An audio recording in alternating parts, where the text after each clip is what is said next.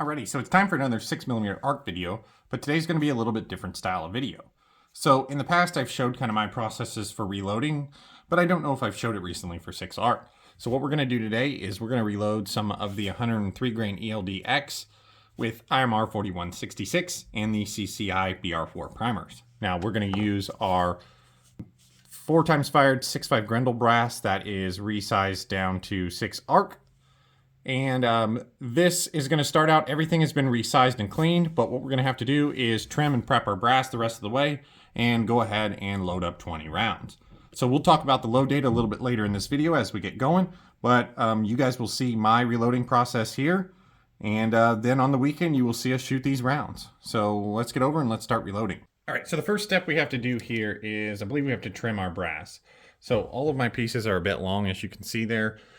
Trim length is 1.475 for 6 arc, and we're above the max, which is 1.493. So I need to trim these. Now, I used to use the Lee cutter and lock stud that was modified, but I picked up this Frankfurt Arsenal universal case trimmer and have been using it a little bit lately and really like it. It's got different bushings in there for the different cartridges, and it's got this little plastic ring there that helps kind of trim brass. And I think this one is already set up. I think I was using 6 arc before, and it looks like what I'm missing here looks like to be the right stuff to do 6 arc. So let's go ahead and we're going to trim a couple pieces here. This is pretty easy to adjust. Essentially, you just turn this dial down to trim more or less, and then obviously you tighten this to make sure that it fits 6 arc, and you just give it a go there. All right, so pretty quick and easy, and let's see where we're at. Hopefully we're not too short. 1.478, so that's perfect, right? 1.475 was our trim length, so we will take 1.478 and we'll go ahead and do another one there.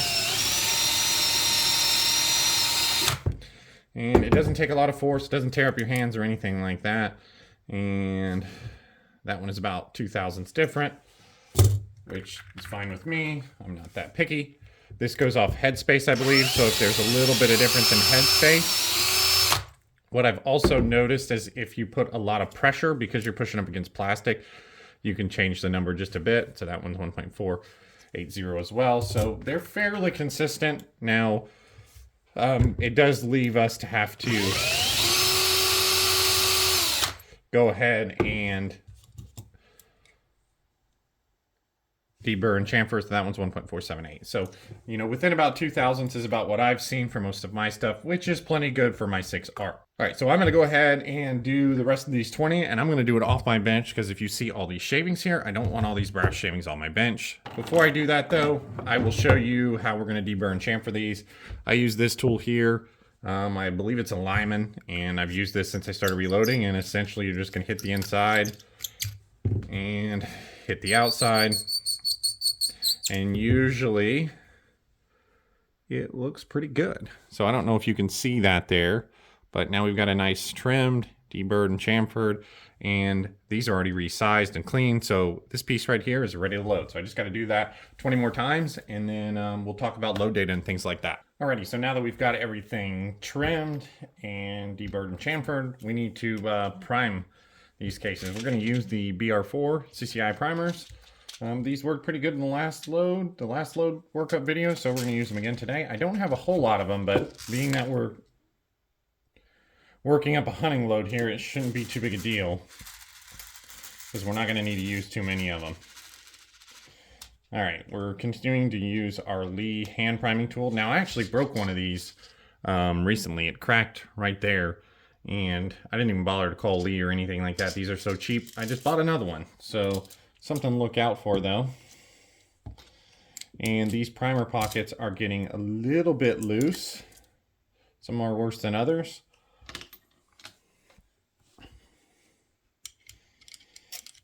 But this is our 4th firing on this brass, and hopefully we're going to get a couple more firings. I do have some more 6.5 Grendel brass I can resize, but don't really feel like doing that right now. So I'm going to go ahead and prime all 20 of these cases here, and then we'll talk about load data. We'll talk about what powder and bullet and everything else we're going to use.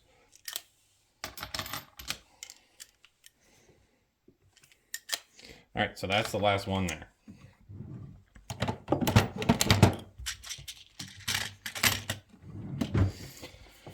Alrighty.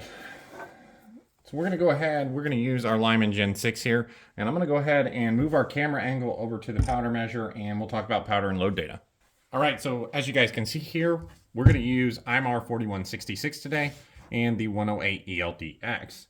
Now, I did a video once before with the 105 Bowtail Hollow Point with this powder, and there's really not much load data out there, but it seemed like it worked okay. Now, we ended up getting a little bit of pressure issues right around 27.3 grains the last time. Now, that was at a shorter overall length than what we're using today. We're going to shoot these at 2.265 cartridge overall length, which is about 15 thousandths off the lands. And we're going to go up to a max load of 27 grains. We're going to start out at 26.1 in 3/10 increments. So as I talked about a bit ago, we ran into pressure issues the last time with the 105. Now, again, we're able to load these a little bit longer. And we're going to start just a little lower, so hopefully we don't get into any trouble with 4166. This being one of the Enduron powders, hopefully it should be good for hunting and sensitive to temperature change is what it says on the can there, so it should be pretty good to go. Now, like I said, I'm feeling lazy today, so we're going to use our Lyman Gen 6. And this shouldn't take too much powder because we're only loading up 20 rounds.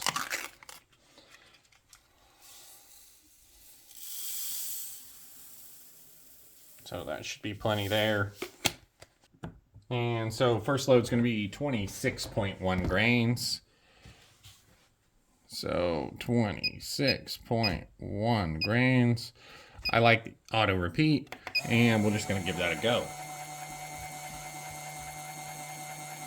This is typically the way I like to reload is I put my brass on one side that's ready to go, and then when I dump powder, I bring it over into that position and dump powder. Makes it easy to keep track of what's going on.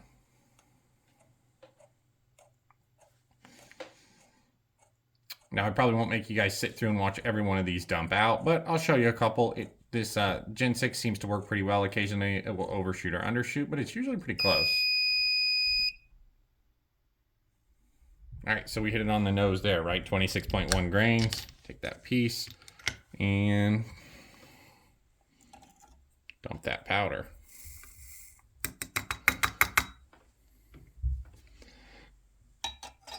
Drop back on the scale, and it's going to automatically go ahead and repeat. And we'll be ready for the second one here in a second. So basically, we're going to repeat this process for all of our charges today, and then I'll meet you over at bullet seating. So just as soon as this one finishes this second charge here, we'll see how it does. And then you guys will magically appear once all of these are loaded again. Okay, so as you notice there, we overshot it. We did 26.2. So usually what I do is keep a little scoop there, just take a couple kernels out, gets us to 26.1, and now we're ready to drop this powder. Alrighty, so we're ready to go ahead and set up our seating die. Now this is a Hornady custom grade die. I keep these locked that are ready to go for 6 arc. Screw them down, and I've got a micro adjust up here that you can't see. In the frame, but essentially what we'll do is we'll go ahead and we'll double check that first one, make sure that it's got powder in it, always do that. And we will go ahead and we're gonna be way too far down. All right, so we need to back this micro adjust out, and I like to just start seating them very long, and we'll seat one there, and we'll go ahead and take a look and see how long it is. Now we're shooting for 2.265 cartridge overall length. Now cartridge based to overdrive is going to be a little bit different, but as you can see there, we are 2.382. So if I come down 100 thousandths, right, that'll put us at 2.8 or 2.282. So that'll get us close. So I need to come down 100, which is going to be 2 complete revolutions on our micro adjust. So there's 1 and there's 2, and we'll seat that one again, see where it comes out at. And we should be somewhat close here. Yeah, so perfect, came down 100, right? So now 2.265 minus that is, I don't know, let's try 15 and we'll see where that puts us, coming down 15. thou. There's 10, there's 15. Sometimes I like to ease down on it so you get it just where you want it. It's a lot easier to just screw the die down a little bit more. Okay, that's 2.267, which is going to be really close. Let's go ahead, let's seed another one. See where it comes out at.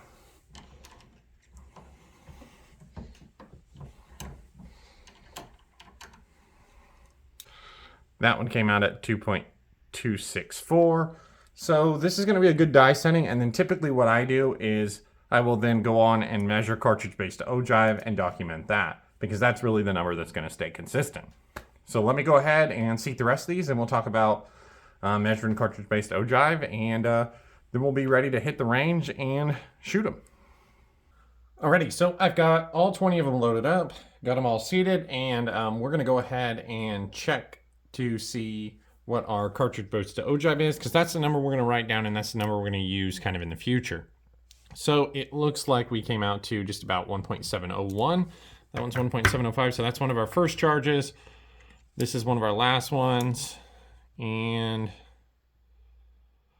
that one is just a smidge shorter, 995, so about 1/1000th of variance between them. The good thing is our overall length did not grow as we started to become a little bit more compressed, right? So we're pretty much right on the money where we want to be.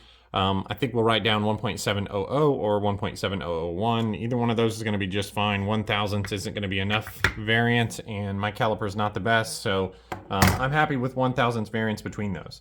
So that's going to be it for this video. You guys are going to see these loads shot this Saturday, so stay tuned if you want to see how these perform. And I hope you enjoyed my reloading process. It isn't necessarily the process you should use, but it's what works for me. And if you're curious what I do on the channel and how we get the good groups we get, this is how we do it. This process here. So thank you guys for watching. Thanks for subscribing, and we'll see you on Saturday.